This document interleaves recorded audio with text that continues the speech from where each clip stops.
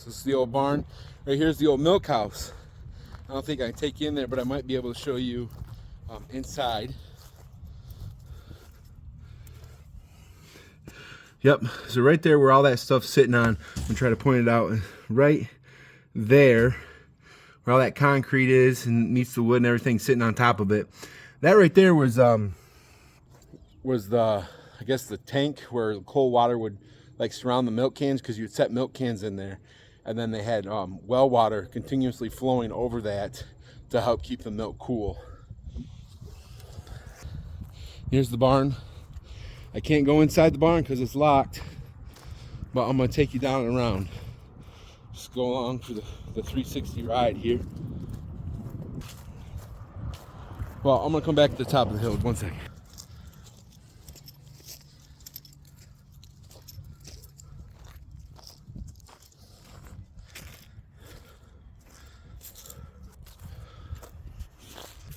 Okay, so I am gonna show you, like I said, I'm going to compile all my old photos that I have of the Snyder family farm and compile them into barn and house videos. This video here is about the barn, and I will tell you more about it. Like I said, I can't go inside of it right now. It's all locked up, but I can show you underneath. I might be able to pop the hatch and go up inside, but a lot of the cool upstairs is a lot of just hay storage. All the cool stuff's downstairs. What I'm currently walking in was part of the old pasture. Just old stone, made do with what you could, stone. There's some cinder blocks mixed into that as well. This is the poor area here, so I could get up out of the rain without being inside the barn. Just some really cool stuff. All you barn people, I know you'll appreciate this. Sometimes it's storage for our deer blinds. We used to park tractor under there. We're coming on inside now. So what we got right here is the old feed area where you'd put grain down in here, and you'd put your hay up here, let it sit, drop down, and then, you know, nice little area right here to come into. My zoom keeps messing up. Here's our old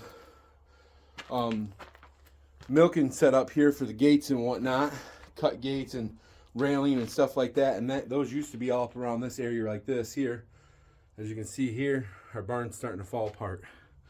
It's a sad but true thing that happens all the time.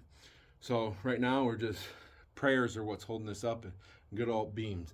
But wow, just if you just really look, like all the beams in the floor of this barn are logs. All of them. Isn't that so cool? Axe cut to fit. Let's not waste time shaping the logs. Stonework. So like I was saying, my phone rang, so I had to stop filming. But every floor beam in here is log. Well, I can't say everyone, but most of them. Here's the old one here. I don't know all the history behind this, but I want to say maybe it was cannibalized out of an older barn, but I don't know. I don't know. I wish I did. It's sad that I don't know all the history. It makes me really sad, but that's just how it is. So more storage area where water lines come in, just a place to store things. Then come back over in here. Just another area. The old beautiful barn. The hay manger. You throw the hay up in there, and then it would drop. Throw the hay up in here, and then it would drop down, and then, you know, you throw grain in there. But it's just whatever you thought was an old barn was going to be, it is right here. And I'm going to correct myself when I misspoke where the milk stuff used to go. I'm going to show you right in the floor here. This is actually the old milking parlor, because you can see in the floor. Go for the ride. Starts right here. Goes all the way just like that. That's the trench. What they did with that trench is you got cows on one side, cows on the other, and then there's a trench system where you'd scoop all the manure out there, and then it would go outside. So some old historical barns you can find on YouTube that are functional, that they still use like at historical farm shows and stuff like that. You can see those in action. Some of them used to have an overhead trolley system that would hang up, and then you just fill that cart out and you'd push it out. I don't have that here. They had one in the floor, but I'm just going to continue to walk you around. I'm going to try to go upstairs. Yeah, it's just, if you love old barns, I mean, this is just, it's just beautiful. Just a beautiful old barn.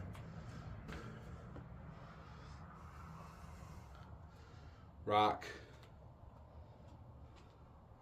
Try to fix my zoom again here.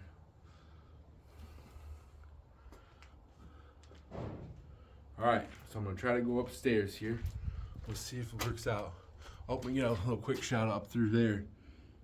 Not much, as you can see, because it's locked up, but we'll see.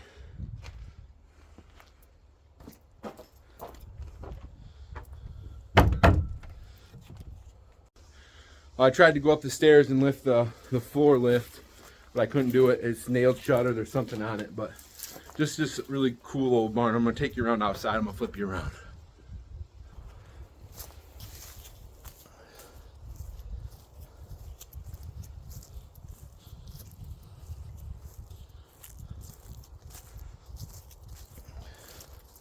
So in the 30s, well, probably in the more like the 20s, I got some pictures of it, but this is the old flower bed that my great-great-grandmother, Fern Staniger was her name.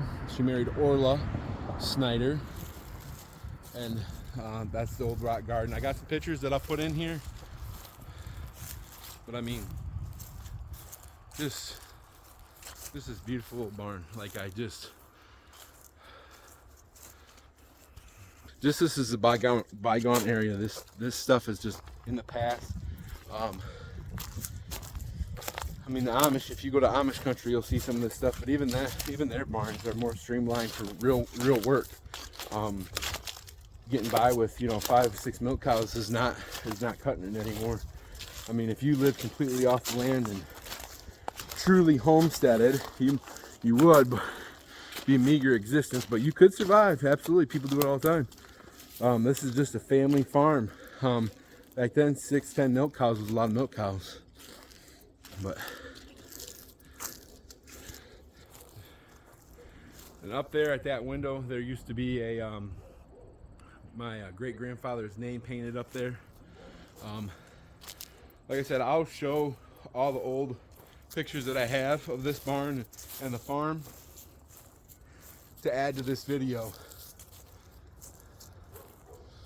But it's just really cool. Like I was talking about my deer camp video, it's just a sad reality. Times change, people get old, family members die. When your your grandparents, usually they die, and then it goes to your aunts and uncles, your mom and your dad. It's really hard for family members to hang on to, especially in these times, to hang on to 100-acre, well, this is a 40-acre farmstead, but a 100-acre farmhouse, excuse me, let's get this right. A 100-acre plot of land with a farmhouse, and a lot of the areas are going for about $1.5 million. Just good farmland, $10,000 an acre, plus a decent, good farmhouse, $500,000. I mean, obviously real estate is depending on the area, but I know I'm not far off. Anywhere from $1 million to $1.5 million, and depending on the 100 acres where it's located and the house accompanying it, you can check around. Like, I've seen some really cool farmhouses that are all brick or from the late 18 or the early 1800s, like, well, I say mid, actually 1850s, 1860s, Civil War era houses that are just these huge, immaculately wooden buildings. Those houses are $1 million themselves, depending where you're at. So now you're looking at $2 million plus land development and everything like that. I mean, it just goes astronomical. I know of a piece of property that sold for $3.5 million. So, like 105 acres, I believe it was. But I had a 3,000 square foot brick house on it too. I mean, $3.5 million. It's one of those things. It's hard to turn down. People grew up poor their whole lives, or have a decent living, but when you're still making $70,000-$80,000 a year, your spouse is making $70,000-$80,000 a year. That's high end, but still, $160,000 income, and somebody says to you, hey, we're selling the farm, we have to sell the farm, dad died, this is the grandma talking now, dad died, we have to sell the farm. What are you going to do? Somebody offers you $1 million, and then, or your mom and your dad die, you hung on to it because it was your family home, and your mom still lived there, or your dad still lived there, vice versa, whatever, your mom and dad, which are your kids' grandparents, they die.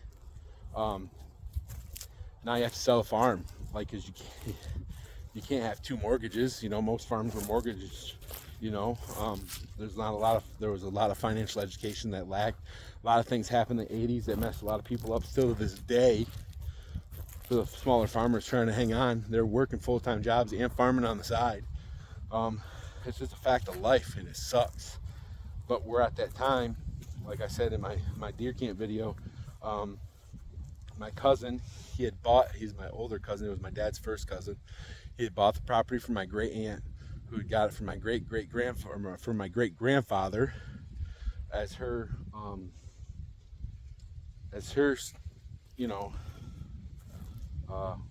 I guess whatever you call it, inheritance. So yeah, it's sad. It's a sad day. So if you really want to keep things going, you have to change. Like this 40 acres right here,